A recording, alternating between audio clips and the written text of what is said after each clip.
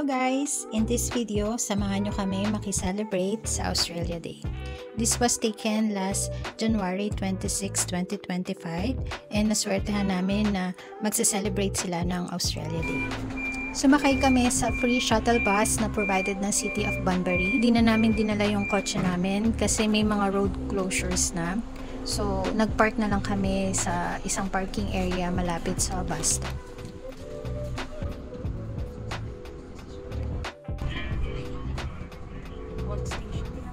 Pupunta nga pala kami sa Kumbana Bay kung saan yung event ay inorganize ng City of Bunbury.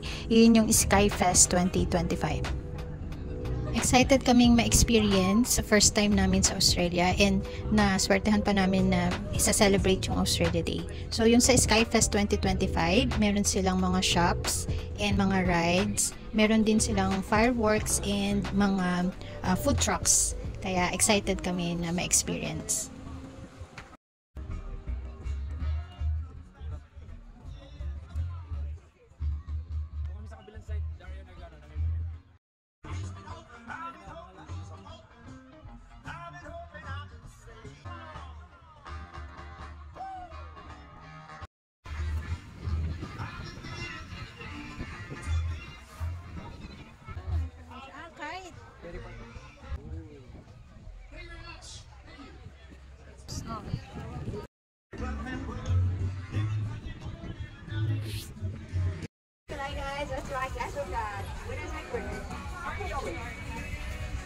Ayan. Ito. Oh, try that, guys. $2. Lamig niyan. No, Darren. How about this? Oh, $15. $15. I want to go there.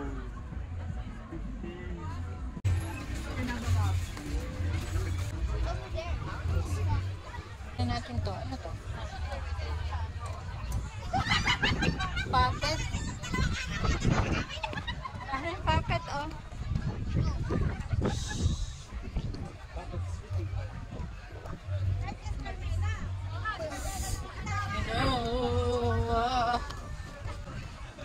Ano yan?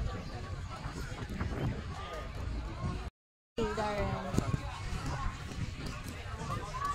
Wants to play, Darren. You want to play?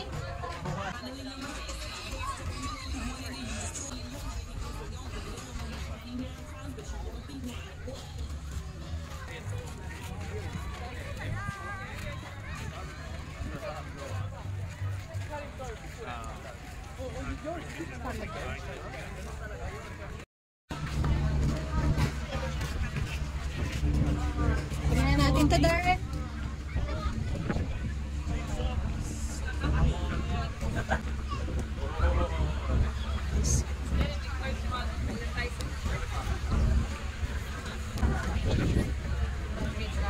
Ano to?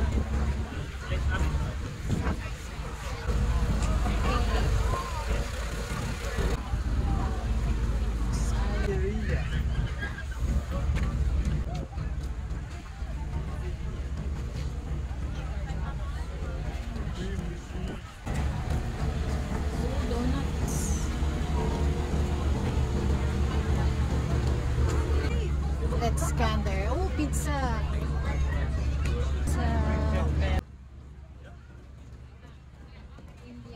Sobrang daming mga food trucks na pagpipilian.